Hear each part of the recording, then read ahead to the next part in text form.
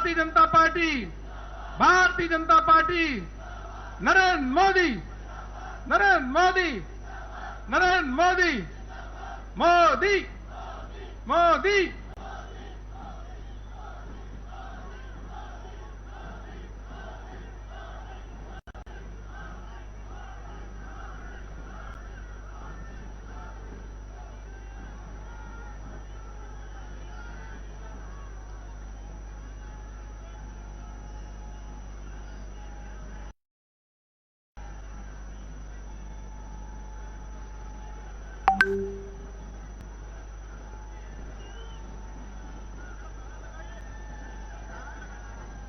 भारत माता की, दोनों मुट्ठी, भारत माता की, भारत माता की, नरेंद्र मोदी, नरेंद्र मोदी, नरेंद्र मोदी, मोदी, मोदी, मोदी, मोदी, मोदी। माननीय प्रधानमंत्री जी अभी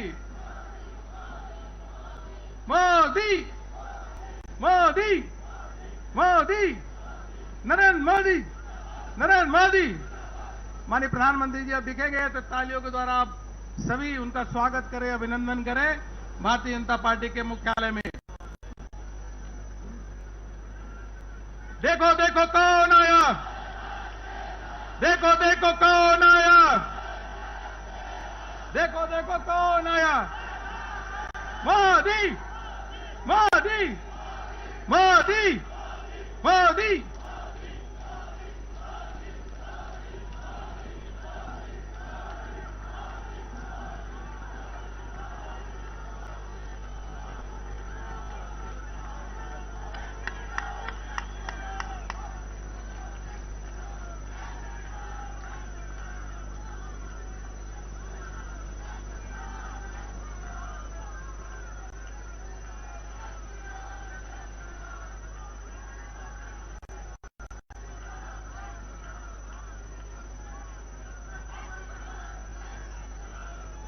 नरेंद्र मोदी, नरेंद्र मोदी, नरेंद्र मोदी, मोदी, मोदी, मोदी, मोदी, मोदी, नरेंद्र मोदी, नरेंद्र मोदी। तालियों के गड़गड़ाहट के साथ माननीय प्रधानमंत्री जी का स्वागत, अभिनंदन, स्वागत, अभिनंदन माननीय प्रधानमंत्री जी का करे। गरीब, किसान, महिला, इन सभी वर्गों का उत्थान करने वाले जो आज माननीय प्रधानमंत्री जी को मसीहा के रूप में देखते हैं, ऐसे माननीय प्रधानमंत्री जी का स्वागत, अभिनंदन करते हैं। अब मैं निवेदन करूंगा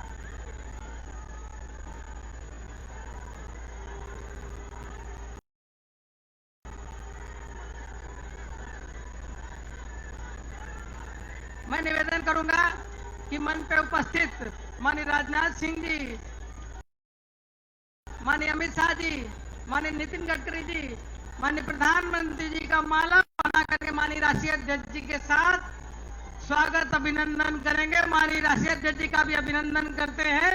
माननीय प्रधानमंत्री जी का राष्ट्रीय अध्यक्ष जी और सभी पूर्व राष्ट्रीय अध्यक्ष जी स्वागत और अभिनंदन कर रहे हैं।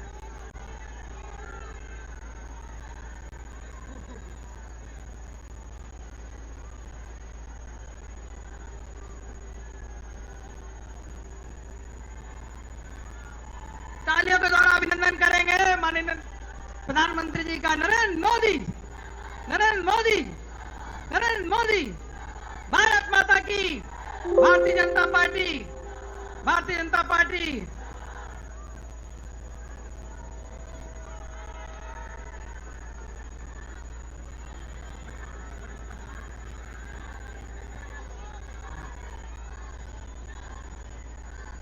अब मैं हमारे तरुण जी से निवेदन करूं, माननीय राष्ट्रीय अध्यक्ष जी का स्वागत करें पटका पहना करके।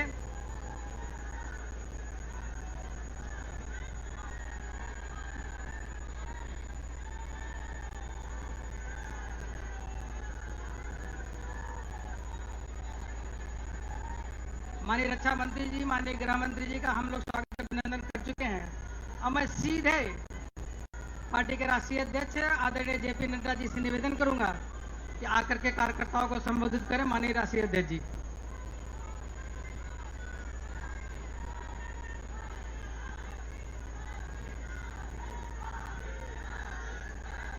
बोलिए भारत माता की, भारत माता की। स्वागत है, स्वागत है, स्वागत है, स्वागत है, स्वागत है, स्वागत है, स्वागत है, स्वागत है। आज के इस विजय सभा में यहां उपस्थित भारत के यशस्वी प्रधानमंत्री, हम सबके आदरणीय श्री नरेंद्र मोदी जी, हमारे भारत के रक्षा मंत्री श्री राजनाथ सिंह जी, भारत के गृह मंत्री श्री अमित शाह जी और भारत सरकार में मंत्री पूर्व अध्यक्ष सम्माननीय नितिन गडकरी जी और यहां उपस्थित इस विजय मनाने के लिए एकत्र आए इतनी बड़ी संख्या में हमारे भारतीय जनता पार्टी के कार्यकर्ता बंधु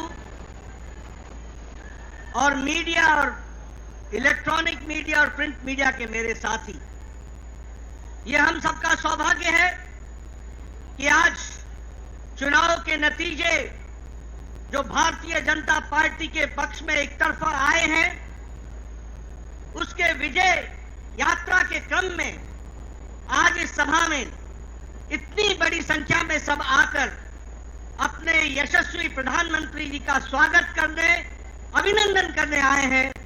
आप सबकी ओर से और करोड़ों भारतीय जनता पार्टी के कार्यकर्ताओं की ओर से मैं भारत के यशस्वी प्रधानमंत्री आदरणीय नरेंद्र मोदी जी का हार्दिक अभिनंदन करता हूं, स्वागत करता हूं।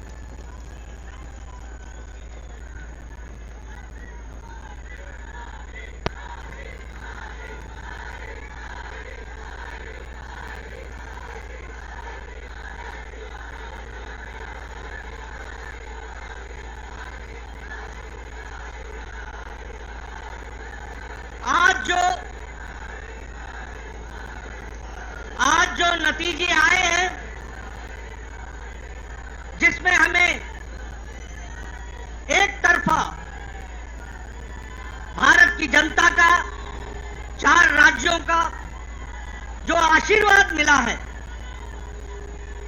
ये आशीर्वाद में जो योगदान भारत की जनता ने किया है, वो इस बात को बताता है कि आदरणीय यशस्वी प्रधानमंत्री मोदी जी के द्वारा चलाए गए कार्यक्रम, उनके द्वारा प्रतिपादित किए गए नीतियां, इस नीति को, इन नीतियों को फिर से देश की जनता ने चुनाव में जीत हासिल करा करके मुहर लगाई है।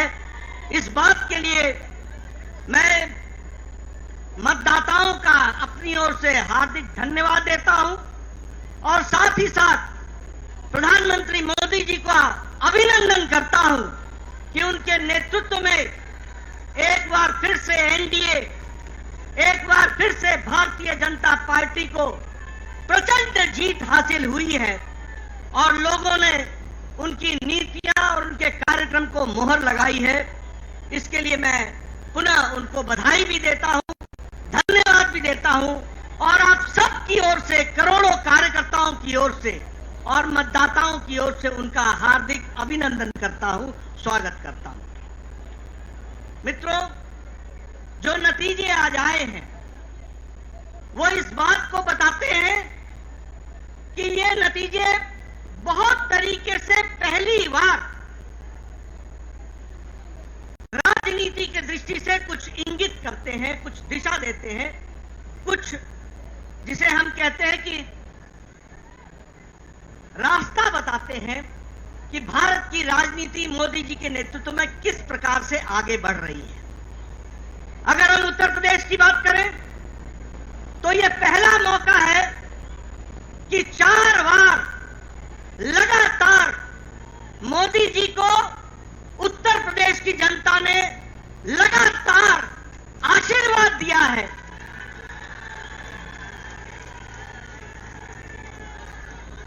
दो 2014 में प्रचंड जीत हासिल हुई थी उत्तर प्रदेश में लोकसभा में। 2017 में प्रचंड आशीर्वाद उत्तर प्रदेश की जनता ने दिया था और हमारी सरकार बनाई थी।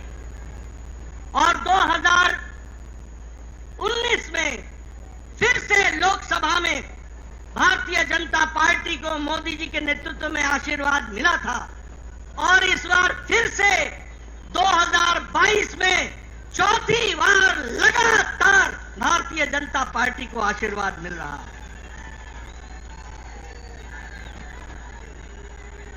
यह पहली बार 37 साल बाद हो रहा है कि उत्तर प्रदेश में लगातार कोई पार्टी की सरकार दोबारा आई है।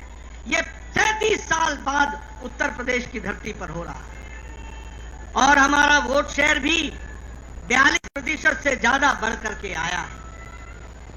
इसी प्रकार हम देखें तो उत्तराखंड जब से राज्य बना तब से हमेशा वहां सरकार बदलती रही, हर चुनाव में सरकार बदलती रही, लेकिन मोदी जी के नेतृत्व में उत्तराखंड का चुनाव लड़ा गया और उत्तराखंड की जनता ने भी फिर से दोबारा और पहली बार दोबारा सरकार बनाई है और उत्तराखंड में भी भारतीय जनता पार्टी को बहुमत दिया गया है। अगर हम बात करें मणिपुर की तो मणिपुर में भी पहली बार विशुद्ध भारतीय जनता पार्टी के बहुमत से अब हमारी सरकार बन रही है। यह परिस्थिति आई है, इसको भी हमको याद है।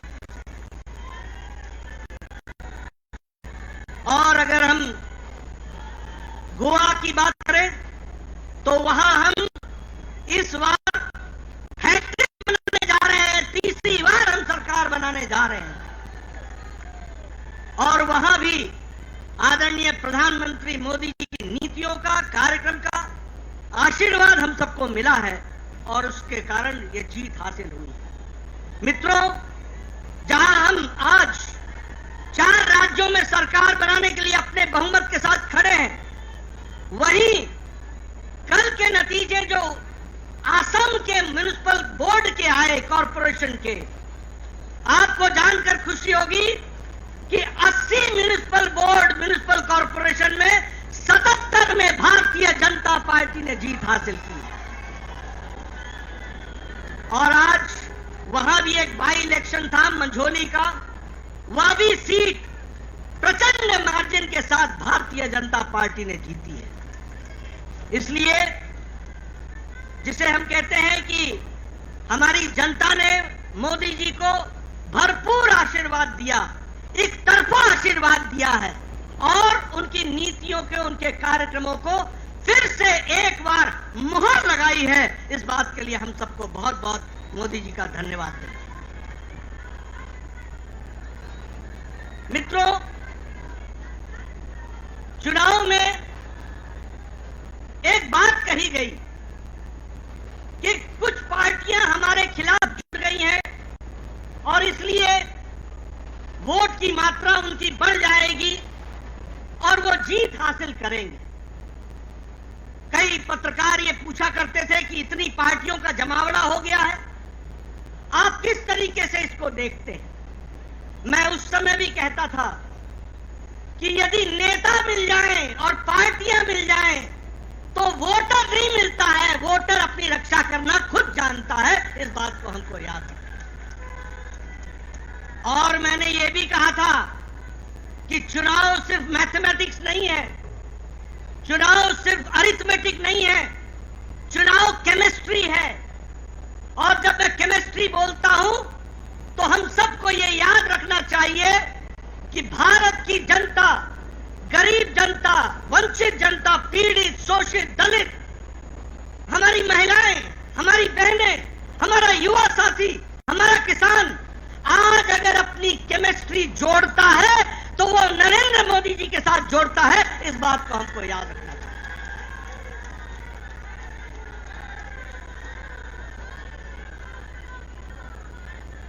ये रसायन शास्त्र का मोदी जी की गरीबों के प्रति, जो वंचित थे, पीड़ित थे, शोषित थे, समाज के अंतिम पायदान पर खड़े थे, उनको सशक्तिकरण देने का काम मोदी जी ने किया, प्रधानमंत्री जी ने किया। और इसलिए रसायन शास्त्र का गरीब व्यक्ति को, जो वंचित था, उसको रस मिलता है तो वो आदरणीय प्रधानमंत्री जी की नीतियों से मिलता है, कार्यक्रमों से मिलता है। इसको हमको याद रखना चाहिए। मित्रों, जब हम गांव, गरीब, वंचित, पीड़ित, शोषित, दलित, इनकी बात करते हैं तो हम साथ में यह भी कहते हैं कि चाहे उजाला हो, उज्ज्वला हो, सौभाग्य हो, आयुष्मान हो, प्रधानमंत्री गरीब कल्याण अन्न योजना हो, प्रधानमंत्री किसान सम्मान निधि हो, ये सारे के सारे कार्यक्रम साधारण व्यक्ति का सशक्तिकरण करते हैं। और वो साधारण व्यक्ति जब चुनाव आता है तो अपना कीमती मत को संभाल कर रखता है और मोदी जी के नाम पर वो कमल के निशान पर बटन दबाता है।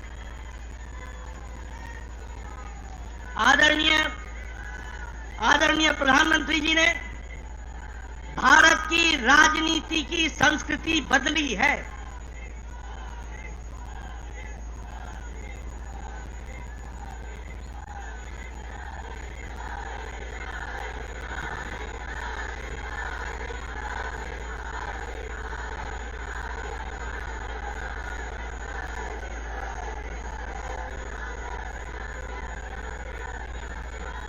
आदरणीय प्रधानमंत्री जी ने भारत की राजनीति की संस्कृति बदली है। लंबे समय तक एक राजनीति चल रही थी। वह राजनीति थी भाई भतीजावाद, भ्रष्टाचार, सांप्रदायिकता, जातिवाद, परिवारवाद, क्षेत्रवाद। इनकी राजनीति लंबे समय से चल रही थी। लेकिन आदरणीय प्रधानमंत्री जी ने भारत की राजनीति बदल दी, उसकी संस्कृति बदल दी। अब रिपोर्ट कार्ड की राजनीति है। काम करोगे, जनता के बीच में जाओगे और जनता का आशीर्वाद लोगे। आज विकास की राजनीति है, आज सशक्तिकरण की राजनीति है, आज महिला सशक्तिकरण की राजनीति है, आज युवा सशक्तिकरण की राजनीति है, आज किसानों के सशक्तिकरण की राजनीति है। आज जो व्यक्ति समाज के अंतिम पायदान पर खड़ा था, जिसको कोई पूछता नहीं था, वोट का आधार मानता था, वोट बैंक पॉलिटिक्स करता था, उसको मुख्य धारा में लाने का काम और सशक्तिकरण का काम किया है तो आदरणीय प्रधानमंत्री जी ने किया है, उनकी नीतियों ने किया है। मित्रों, जब मैं उत्तर प्रदेश की बात करता हूं तो हम जानते हैं 5 साल पहले वहां भय का वातावरण था, भ्रष्टाचार था, माफिया राज था, गुंडागर्दी थी, आतंकवादी दंडनाते थे, उनको नेताओं का संरक्षण मिलता था। को कंट्रोल करके वहां पर भय मुक्त समाज और भय मुक्त प्रदेश बनाने का काम किया तो आदरणीय योगी जी ने किया। और उत्तर प्रदेश की जनता ने भरपूर आशीर्वाद दिया। अभी मैं नतीजे देख रहा था, हम 2/3 बहुमत की तरफ बढ़ रहे हैं। यह परिस्थिति आकर के खड़ी हुई है। जो माफिया राज दंडनाते थे वो आज जेलों में बंद है। जो लोग भय का वातावरण बनाते थे वो आज खुद भयभीत है। यह परिस्थिति आज योगी जी ने की है, इसका भी हम सबको ध्यान रखना चाहिए और उनका भी हम धन्यवाद। अगर हम मणिपुर की बात करें, प्रधानमंत्री जी ने नॉर्थ ईस्ट का ये पहले प्रधानमंत्री हैं जिन्होंने एक्ट ईस्ट पॉलिसी, पूर्व की ओर देखो और काम करो, पूर्व को संभालो और मुख्य धारा में शामिल करो। 50 बार आदरणीय प्रधानमंत्री जी नॉर्थ ईस्ट में आपका प्रवास हुआ है और आपने उनके दर्द को समझा है और उनको राहत दिलाई है और मुख्य धारा में उनको लाए। यही नॉर्थ ईस्ट बंद ब्लॉकेड के लिए जाना जाता था, आज शांति और विकास के लिए जाना जाता है। और मणिपुर में भी पहली बार विशुद्ध भारतीय जनता पार्टी की सरकार बनी। अगर हम बात करें उत्तराखंड की, तो यह भी हम दोबारा जीत करके आ रहे हैं, पहली बार मौका मिला और यहां भी विकास हर दृष्टि से हो रहा है। और जो मोदी जी ने कहा कि उत्तराखंड अगले दशक उत्तराखंड का होगा, इसको उत्तराखंड की जनता ने अपनाया है, समझा है, जाना है और भारतीय जनता पार्टी को मोहर लगाई। मित्रों, अगर ये हम सब लोग यहां बैठे हैं बिना मास्क के और नजदीक बैठे हैं, ये संभव अगर हुआ है तो आदरणीय प्रधानमंत्री जी के अथक प्रयास से हुआ है। जो 180 करोड़ लोगों को वैक्सीनेशन देकर डबल डोज उनको तैयार किया है। जब पाश्चात्य देश मुसीबत में अपने आप को पाते हैं तो 130 करोड़ का देश मोदी जी के नेतृत्व में सुरक्षित दिखता है। इस बात को भी हमको याद है। आर्थिक स्थिति में जो विकास हुआ है कोरोना के पश्चात, आज भारत की आर्थिक स्थिति जिसको दुनिया के मान रही है कि एक फास्टेस्ट ग्रोइंग इकोनॉमी के तरीके से आगे बढ़ रहा है, यह भी दूरदृष्टि बताती है हमारे आदरणीय प्रधानमंत्री। आज हम सब लोग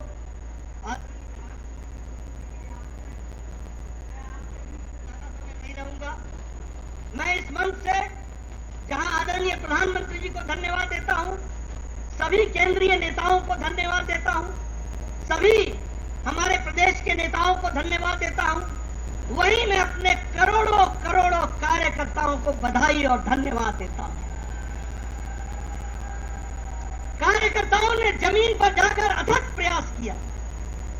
क्या नेता, क्या कार्यकर्ता, क्या विस्तारक, क्या हमारे प्रवासी कार्यकर्ता, सबने अपना पूरी ताकत लगाई और आपकी जमीन पर मेहनत रंग लाई और मोदी जी की नीतियों को वोट में परिवर्तित करने में आपने अपना योगदान दिया। मैं आप सबको भी इसके लिए बधाई देता हूं और धन्यवाद देता हूं। इसी तरीके से हम लोगों ने आगे बढ़ना है और 2024 में भी इससे और आगे बढ़ करके जाना है और आप सब कार्यकर्ताओं ने अथक प्रयास अपना जारी रखना है, ऐसा मैं आपसे निवेदन करना चाहता हूं। आपके राष्ट्रभक्ति को मैं सलाम करता हूं। आपके राष्ट्रभक्ति के साथ, पार्टी के साथ खड़े होकर के कार्य को करने की मैं साधुवाद देता हूं और इसी प्रकार से हम सब लोगों ने आगे बढ़ना है और भारत को मोदी जी के नेतृत्व में यशस्वी बनाना है। इस काम को, इस लक्ष्य को लेकर हम चलेंगे। इन्हीं शब्दों के साथ बहुत बहुत धन्यवाद आप सब लोगों ने मिला।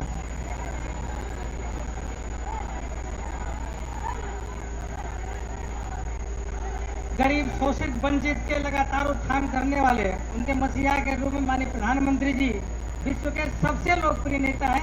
मैं माननीय प्रधानमंत्री जी से निवेदन करता हूं कि यहाँ पे बैठे हुए कार्यकर्ताओं, करोड़ों कार्यकर्ताओं को संबोधित करें माननीय प्रधानमंत्री जी।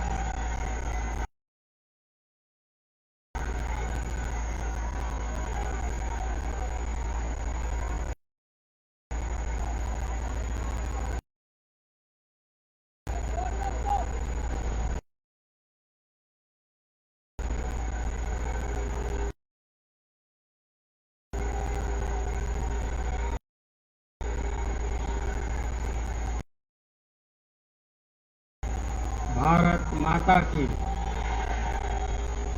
भारत माता की, भारत माता की।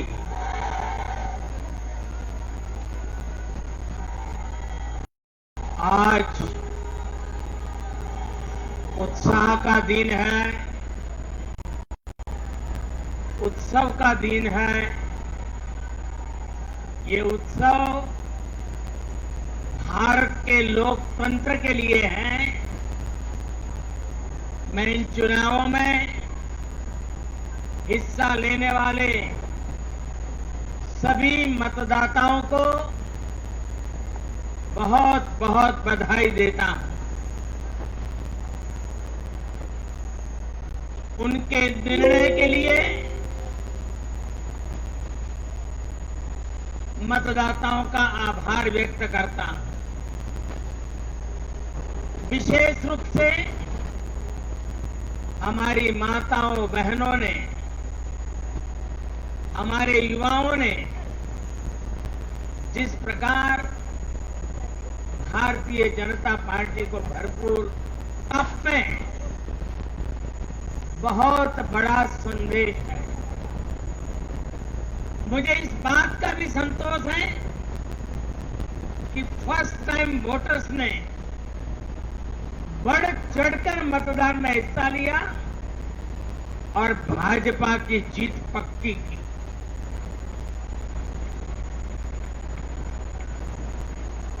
चुनाव के दौरान भाजपा के कार्यकर्ताओं ने मुझसे वादा किया था कि इस बार होली 10 मार्च से ही शुरू हो जाएगी। हमारे कर्मठ कार्यकर्ताओं ने ये विजय ध्वज फहरा करके इस वायदे को पूरा करके दिखाया है। मैं भाजपा के सभी कार्यकर्ताओं की भूरी भूरी प्रशंसा करूंगा, जिन्होंने दिन रात देखे बिना इन चुनावों में कड़ी मेहनत की। हमारे कार्यकर्ता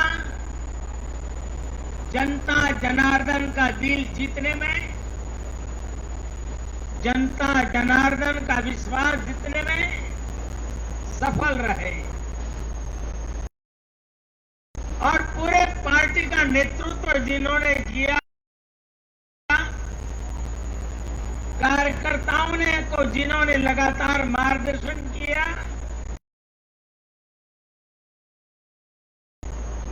ऐसे हमारे राष्ट्रीय अध्यक्ष श्रीमान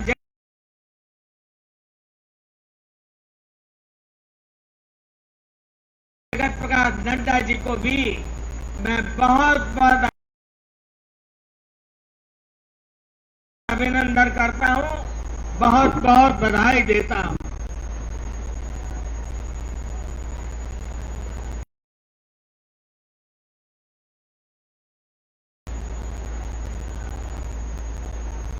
पार्टी के हर छोटे मोटे सभी कार्यकर्ताओं ने उनके अथक परिश्रम से आज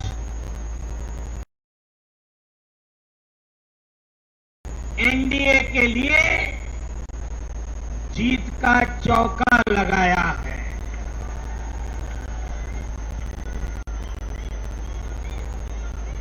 साथियों, उत्तर प्रदेश ने देश को अनेक प्रधानमंत्री दिए,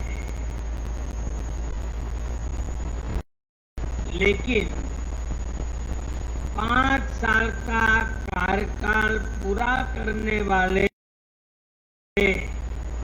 किसी मुख्यमंत्री के दोबारा चुने जाने का ये पहला उदाहरण है।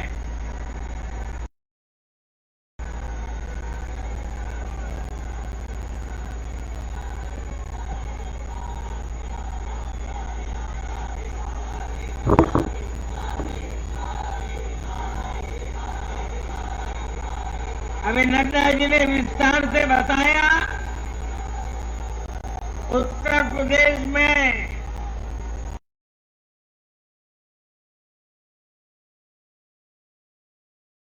सड़तीस साल बाद कोई सरकार लगातार दूसरी बार सत्ता में आई है।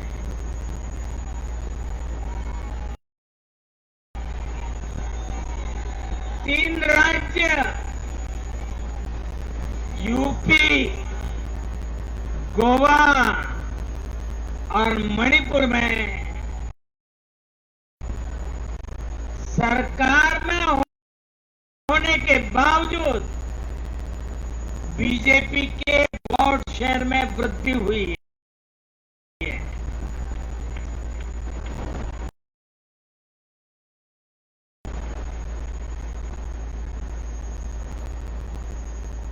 गोवा में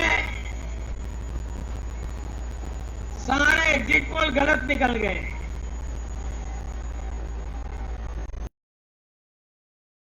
और वहां की जनता ने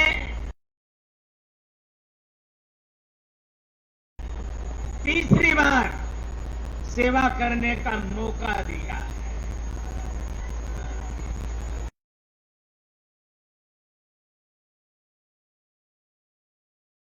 10 साल तक सत्ता में रहने के बाद भी राज्य में बीजेपी की सीटों की संख्या बढ़ी है।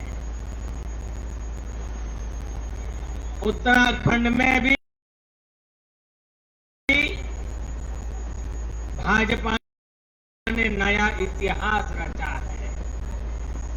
राज्य में पहली बार कोई पार्टी लगातार दूसरी बार सत्ता में आई है।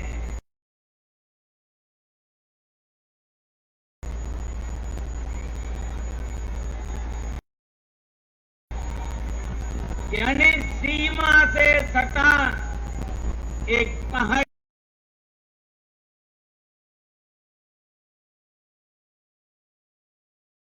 राज्य, एक समुद्र तटीय राज्य और एक मां गंगा का विशेष आशीर्वाद प्राप्त एक राज्य और पूर्वोत्तर सीमा पर एक राज्य भाजपा को चारों दिशाओं से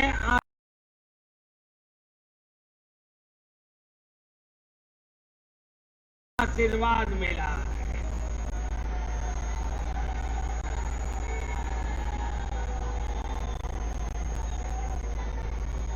इन राज्यों की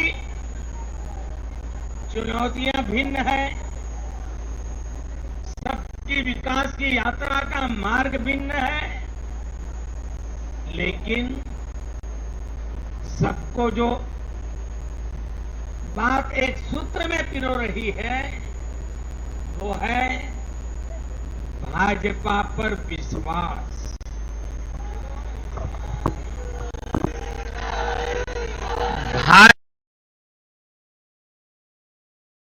भाजपा की नीति,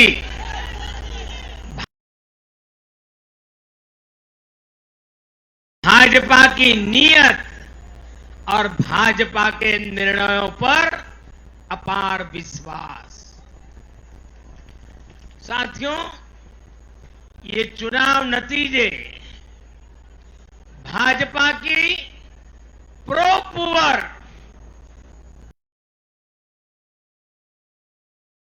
प्रोएक्टिव गवर्नेंस पर एक प्रकार से बड़ी मजबूत मोहर लगाते हैं। पहले जनता अपने ही हक के लिए सरकार के दरवाजे खटखटा कर थक जाती थी।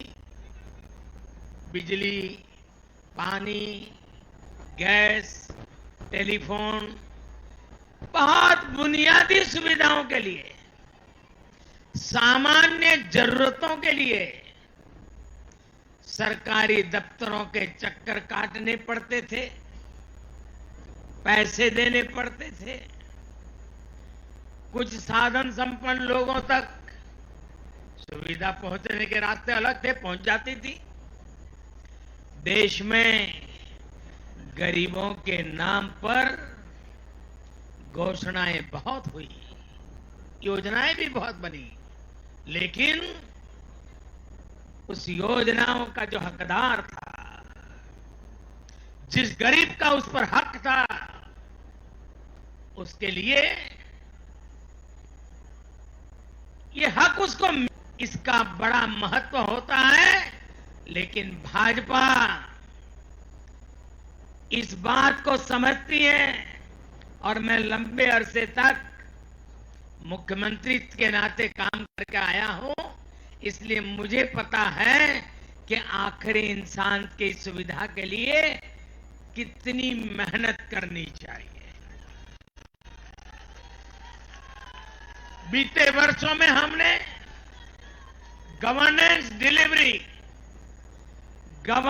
डिलीवरी सिस्टम तो बेहतर किया ही, साथ साथ पूरी प्रक्रिया में पारदर्शिता भी लाए हैं। भाजपा गरीब को भरोसा देती है कि प्रत्येक गरीब तक सरकार ने निर्णय किए हुई सुविधाएं गरीब के घर तक उसका हक पहुंचाए बिना चैन से बैठने वाला इंसान नहीं।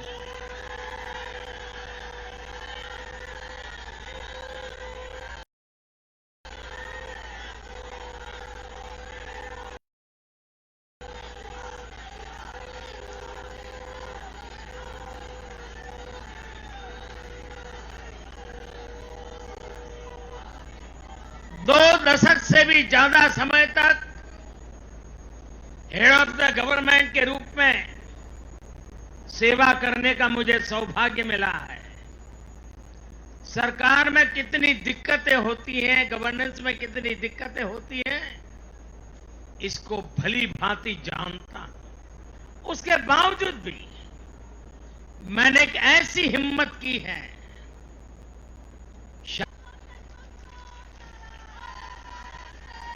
और वो हिम्मत मैंने लाल किले से 15 अगस्त को मेरे भाषण में उसको व्यक्त किया था। मैंने कहा था कि अब भाजपा को जहां जहां सेवा करने का मौका मिलेगा, हम हर योजना के जो हकदार हैं उनके लिए 100% सैचुरेशन, यानी काम को 100% पूरा करना। 2 दशक से ज्यादा समय सरकार का काम करने के बाद मैं कहता हूं, ये बहुत बड़ी हिम्मत की है मैंने। और ये हिम्मत मैंने इसलिए की है कि जब ईमानदारी होती है, नीयत साफ होती है, गरीबों के प्रति करुणा होती है, देश का कल्याण यही जीवन का मंत्र होता है, तो फिर ऐसे निर्णय करने की ताकत पैदा होती है। हम हर गरीब तक पहुंचेंगे, हम हर गरीब तक पहुंचेंगे, 100% लाभार्थियों तक पहुंचेंगे। भाई और बहनों, आज मैं देश की महिलाओं, हमारी बहन बेटियों को विशेष रूप से नमन करता हूं। चुनाव के नतीजों में मेरी इन माताओं बहनों का, बेटियों का बहुत बड़ा योगदान है। ये हमारा सौभाग्य है कि भाजपा को बहनों, बेटियों, माताओं ने इतना स्नेह दिया है, इतना आशीर्वाद मिला है। जहां जहां महिला मतदाताओं ने, हमारी माताएं बहनें, हमारी बेटियां, हमारी ये स्त्री शक्ति भाजपा की जीत की सारथी बनी है।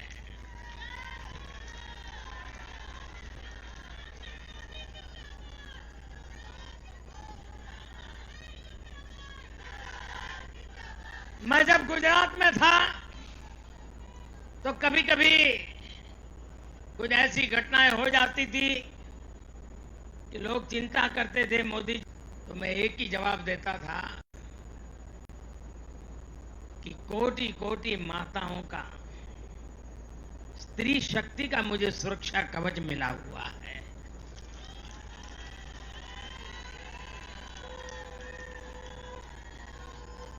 साथियों, भारत की माताएं, बहन, बेटियां निरंतर भाजपा पर विश्वास कर रही है। उनको पहली बार विश्वास मिला है कि सरकार उनकी छोटी से छोटी जरूरतों को भी बात और साफ कर दी है कि यूपी की जनता को,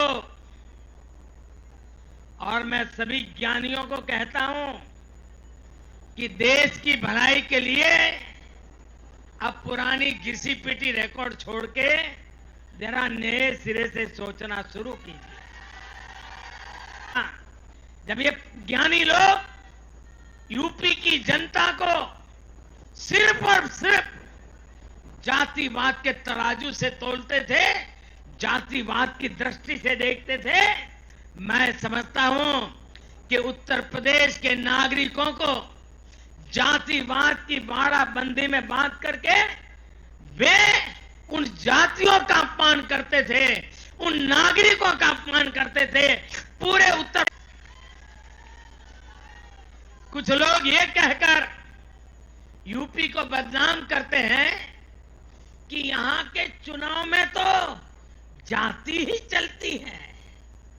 लेकिन भाइयों बहनों, उत्तर प्रदेश के लोगों ने दिखा दिया है। देखें 2017-2019 के नतीजे देखें और अब फिर 22 में भी देख रहे हैं। हर बार यूपी के लोगों ने सिर्फ और सिर्फ विकासवाद की राजनीति को ही चुना है।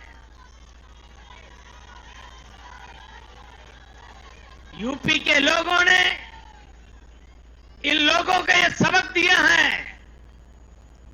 और यह सबक उनको सीखना होगा।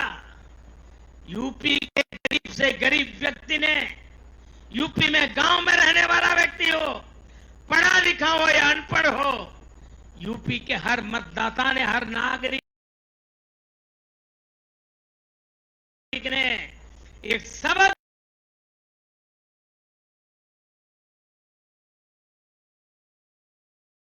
दिया है कि जाति की गरिमा, जाति का मान देश को जोड़ने के लिए होना चाहिए, देश को तोड़ने के लिए नहीं होना चाहिए। और ये करके दिखाया है, चार चुनावों में करके दिखाया है। वैसे आज मैं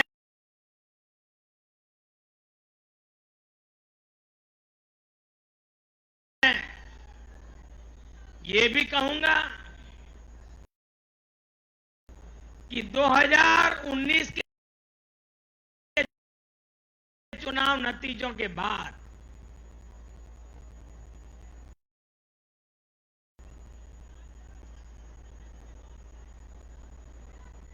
कुछ पॉलिटिकल ज्ञानियों ने कहा था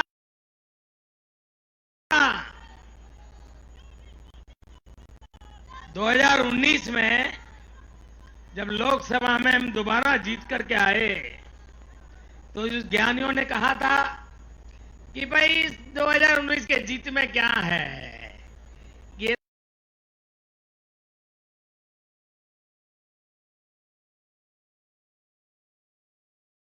तो 2017 में ही तय हो गई थी,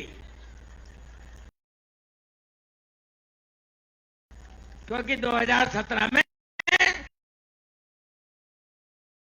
यूपी का रिजल्ट आया था।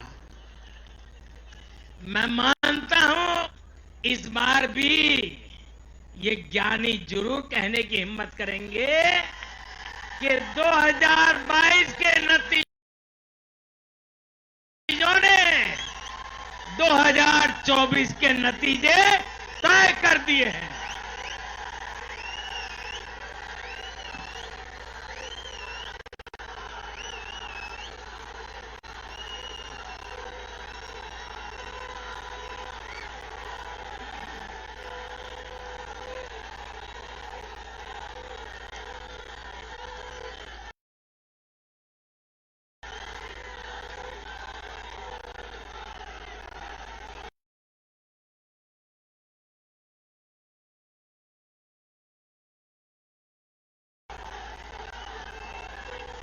मैं आज पंजाब के भाजपा कार्यकर्ताओं की भी विशेष प्रशंसा करूंगा। उन्होंने विपरीत परिस्थितियों में जिस प्रकार पार्टी का झंडा बुलंद किया है, वो आने वाले समय में पंजाब में भाजपा की मजबूती को, देश की मजबूती को एक अहम स्थान के रूप में विकसित करेंगे, ये मेरा पूरा विश्वास है। पंजाब में भाजपा एक शक्ति के रूप में उभरनी है, ये मैं अपनी आंखों के सामने देख रहा हूं दोस्तों। सीमावर्ती राज्य होने के नाते पंजाब को अलगाववादी राजनीति से सतर्क रखना भाजपा का कार्यकर्ता जान की बाजी लगा करके भी इस काम को करता रहेगा। आने वाले 5 सालों में भाजपा का हर कार्यकर्ता वहां इस दायित्व को जोर शोर से निभाने वाला है। ये विश्वास मैं पंजाब की जनता को आज देना चाहता हूं। ये चुनाव ऐसे समय में हुए हैं जब दुनिया 100 साल के सबसे बड़े कोरोना जैसी महामारी के संकट से लड़ रही है। पूरी मानव जात, पूरा विश्व 100 साल में ऐसी बीमारी नहीं देखी, विश्व की चिंताएं बढ़ाई है। इन परिस्थितियों में दुनिया भर की सप्लाई चेन छिन्न भिन्न हो गई है। 2 साल से सप्लाई चेन पर बहुत ही विपरीत प्रभाव हुआ और युद्ध ने उसमें और जोड़ के लिए गरीब कल्याण के जो फैसले लिए, उन सभी ने भारत को संभल कर आगे बढ़ने में बहुत मदद की। भारत बच पाया है क्योंकि हमारी नीतियां जमीन से जुड़ी रही। निष्ठा और नियत की पटरी पर अविरत आगे बढ़ते रहे। जहां जहां डबल इंजन की सरकार रही, वहां पर जनता के हितों की डबल सुरक्षा हुई और विकास के कार्यों की गति भी तेज हुई।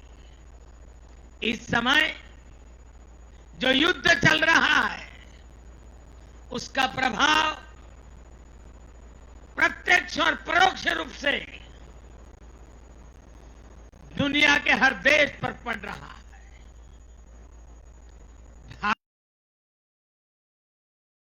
भारत शांति के पक्ष में है, बातचीत से हर समस्या को सुलझाने के पक्ष में है। लेकिन जो देश सीधे जंग लड़ रहे हैं, भारत का उनसे आर्थिक दृष्टि से, सुरक्षा की दृष्टि से, शिक्षा की दृष्टि से, राजनीतिक दृष्टि से नाता है। भारत की बहुत सारी जरूरतें इन देशों से जुड़ी हुई है। भारत बाहर से जो कच्चा तेल मंगाता है, पाम ऑयल मंगाता है, सनफ्लावर ऑयल मंगाता है, उसकी कीमत भी वित्तीय बाजार में बहुत तेजी से बढ़ रही है। कोयला हो, गैस हो, फर्टिलाइजर हो, सभी की कीमतों में पूरी दुनिया में कल्पना बाहर का उछाल आ रहा है। युद्ध के कारण पूरी दुनिया में महंगाई बढ़ रही है। विकासशील देशों को विशेष रूप से कठिनाई का सामना करना पड़ रहा है। साथियों, इस वैश्विक संदर्भ में इन कठिनाइयों के बीच इस बार के बजट पर नजर डालें तो एक विश्वास भावना को इस बार के बजट से और ऊर्जा मिली है। और मैं मानता हूं कि दुनिया भर में बने निर्माण हुए इस विपरीत वातावरण में, उथल पुथल से भरे माहौल में भारत के मतदाताओं ने जिस तरह इन चुनावों में स्थिर सरकारों के लिए वोट दिया, वो इस बात का प्रतिबिंब है कि लोकतंत्र भारतीयों की रगों में है।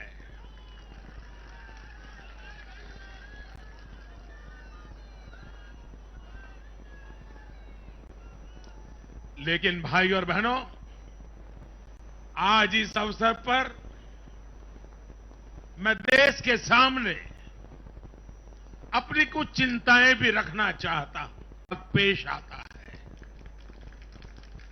देश का सामान्य नागरिक राष्ट्र निर्माण में जुटा है, लेकिन हमारे यहां कुछ लोग लगातार राजनीति का स्तर गिराते जा रहे हैं।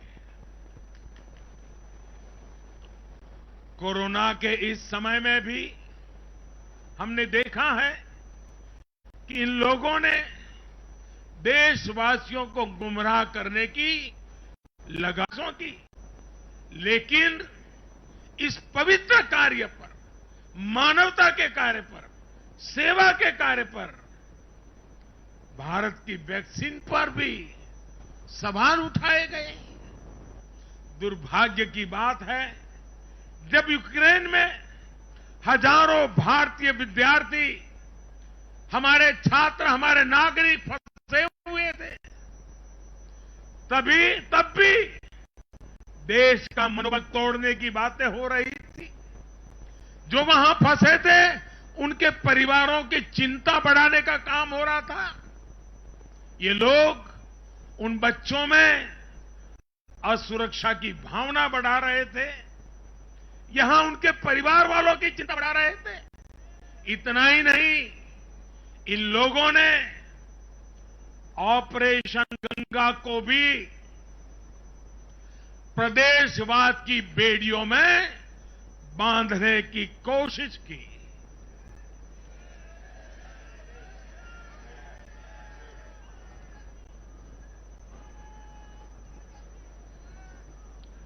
हर योजना को, हर कार्य को क्षेत्रवाद, प्रदेशवाद, जातिवाद, संप्रदायवाद का रंग देने का प्रयास इसके लिए बहुत बड़ी चिंता का विषय है। साथियों, इन चुनावों में मैंने लगातार विकास की बात की। गरीबों को घर, गरीबों को राशन, वैक्सीन, आधुनिक इंफ्रास्ट्रक्चर, हर विषय पर भाजपा का विजन लोगों के सामने रखा। इसके साथ ही जिस एक बात पर मैंने सबसे ज्यादा चिंता जताई थी, वो थी गौर परिवारवाद। मैंने राज्यों के लोगों को बताया कि कैसे मैं किसी परिवार के खिलाफ नहीं हूं, न ही मेरी किसी की व्यक्तिगत दुश्मनी है।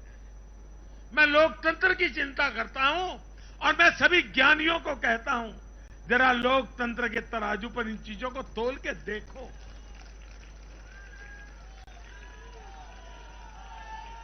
और मैंने लोगों को बताया कैसे परिवारवादी राजनीति ने उनके राज्य का कितना नुकसान किया है, राज्य को पीछे ले जा रहा है। और मुझे खुशी है कि मतदाताओं ने इस बात को समझते हुए भी इस चुनाव में अपना वोट दिया है, लोकतंत्र की ताकत को मजबूत किया। साथियों, ये लगातार बहस बहुत जरूरी है। भारत जैसे लोकतंत्र में और देश को जिस ऊंचाई पर ले जाना है उसको ध्यान में रखते हुए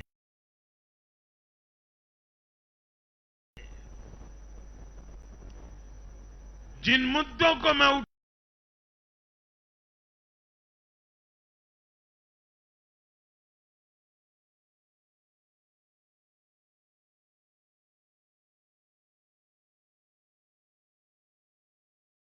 उठा रहा हूं उसको निरपेक्ष भाव से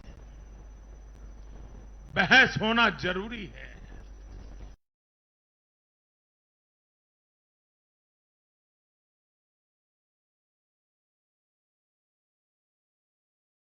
भारत में परिवारवादी राजनीति का, ये मेरे शब्द लिख करके रखिए दोस्तों, जो भारत में परिवारवादी राजनीति का सूर्यास्त ये देश के नागरिक करके रहेंगे।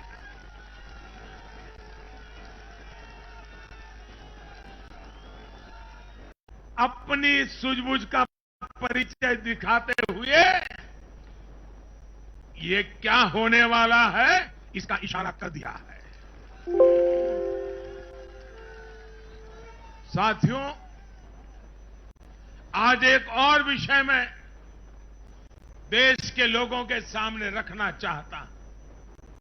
ये विषय है भ्रष्टाचार के खिलाफ कार्रवाई को रोकने की साजिश। आप मुझे बताइए साथियों, क्या भ्रष्टाचार के खिलाफ कार्रवाई होनी चाहिए कि नहीं होनी चाहिए? भ्रष्टाचार करने वालों पर कड़ी कार्रवाई होनी चाहिए कि नहीं होनी चाहिए? ये भ्रष्टाचार रूपी दिमाग देश में से नष्ट होनी चाहिए कि नहीं होनी चाहिए? साथियों, भ्रष्टाचार के खिलाफ लोगों में, भ्रष्टाचारियों के खिलाफ, ऐसे लोगों के प्रति एक भयंकर नफरत का भाव रहता है। देश की गाढ़ी कमाई को लूटकर अपनी तिजोरी भरने की ये प्रवृत्ति है। भारतीय जनता पार्टी 2014 में एक ईमानदार सरकार का वायदा करके चुनाव जीती थी और हमारी ईमानदारी को देखकर 2019 में जनता ने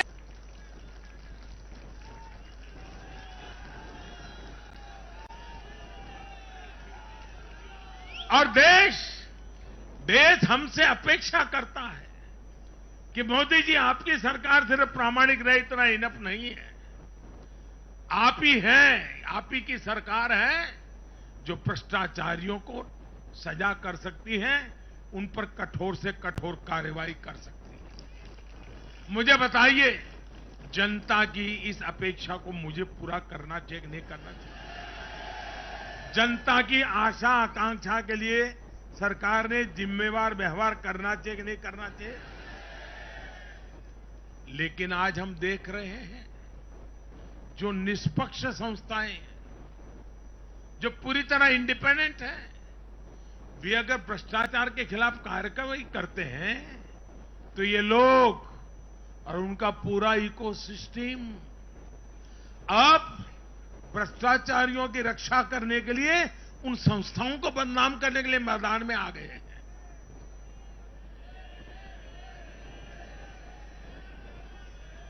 ये देश का कितना बड़ा दुर्भाग्य है कि घोटालों से घिरे लोग एकजुट होकर अब अपनी इकोसिस्टम की मदद से इन संस्थाओं पर ही दबाव बनाने लगे हैं। जांच एजेंसियों को रोकने के लिए ये लोग अपने इकोसिस्टम के साथ मिलकर नए नए तरीके खोजते हैं। इन लोगों को देश की न्यायपालिका पर भी भरोसा नहीं है। पहले हजारों करोड़ रुपए का भ्रष्टाचार करो, फिर जांच भी नहीं होने दो, और जांच करे तो उस पर वृत्ति है। और देश के लोगों को एक और बात पर मैं ध्यान देना के लिए आकर्षित करना चाहता हूं। ये लोग किसी भ्रष्टाचारी पर कार्रवाई होते ही उसे धर्म का रंग देते हैं, प्रदेश का रंग दे देते हैं, जाति का रंग देने लगते हैं। ये नए तौर तरीके शुरू हुए हैं। किसी माफिया के खिलाफ अदालत कोई फैसला सुना देती है तो भी उसे ये लोग धर्म और जाति से जोड़ देते हैं। ऐसे में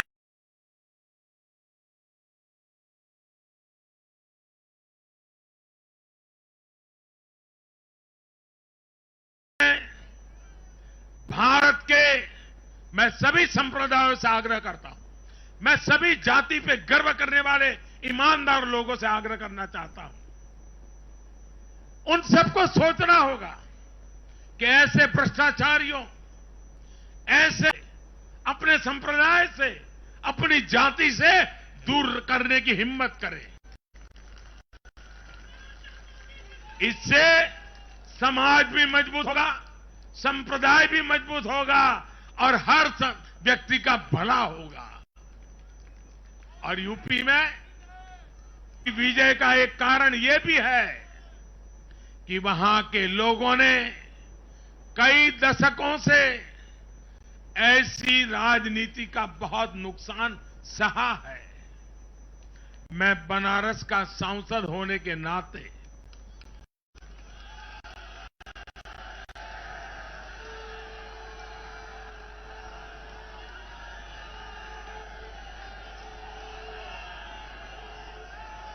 यूपी के लोगों के प्यार और आशीर्वाद ने मुझे भी यूपी वाला बना दिया।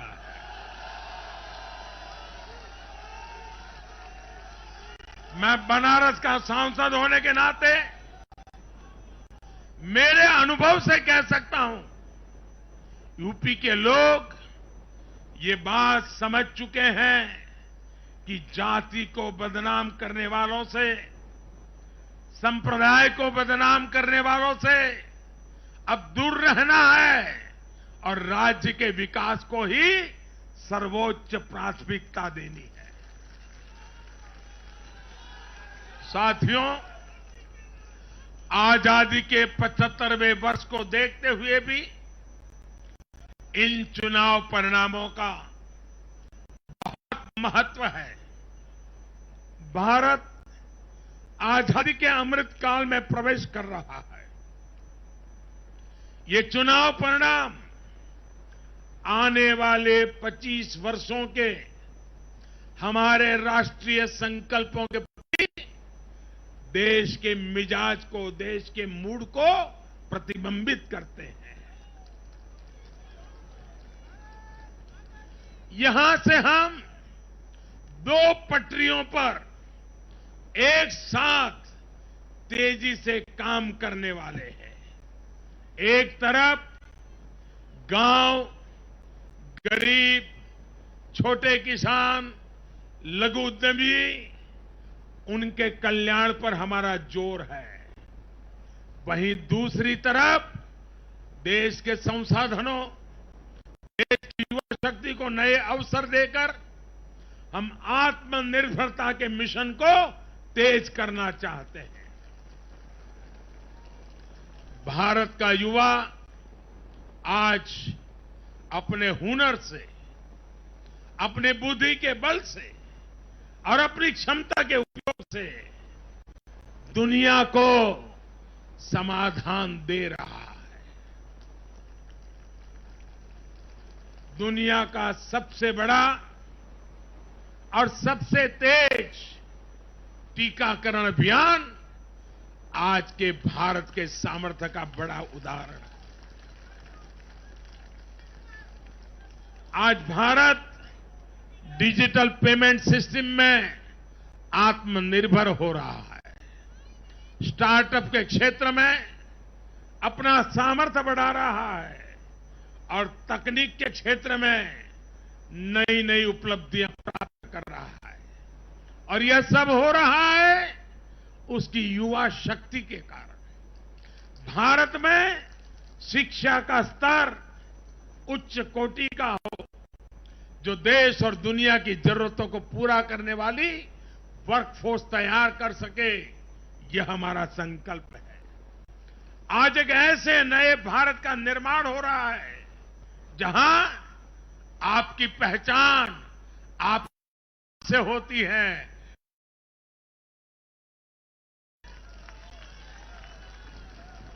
मुझे विश्वास है सबका साथ, सबका विकास, सबका विश्वास और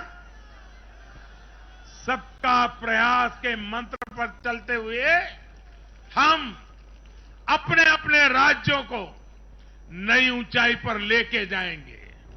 जब देश के राज्य का विकास होगा तो देश का भी विकास होगा। और मुझे तो मैं गुजरात में इतने साल काम किया, दिल्ली में सरकार भारतीय जनता पार्टी को अच्छा मानने वाली सरकार नहीं थी।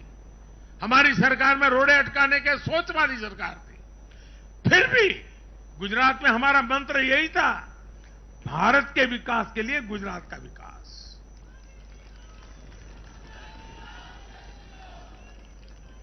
साथियों, हमें जुट जाना है, एक पल भी गंवाना नहीं है। चुनौतियां कितनी ही कठिन क्यों न हो, लेकिन जीतने का संकल्प उससे भी बड़ा होता है।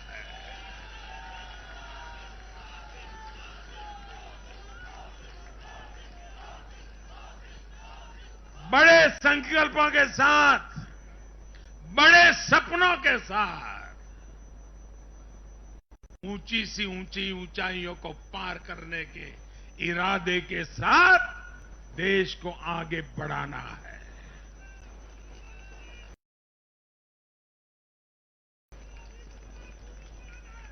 साथियों, इतना बड़ा भव्य विजय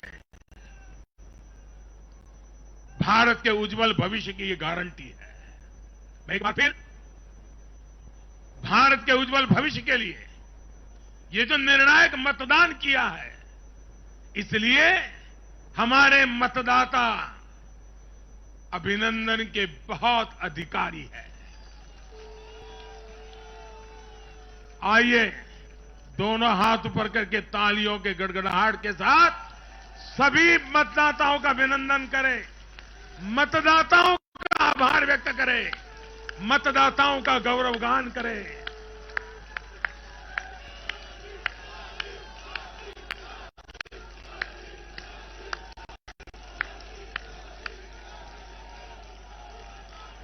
भारत माता की, भारत माता की, भारत माता की।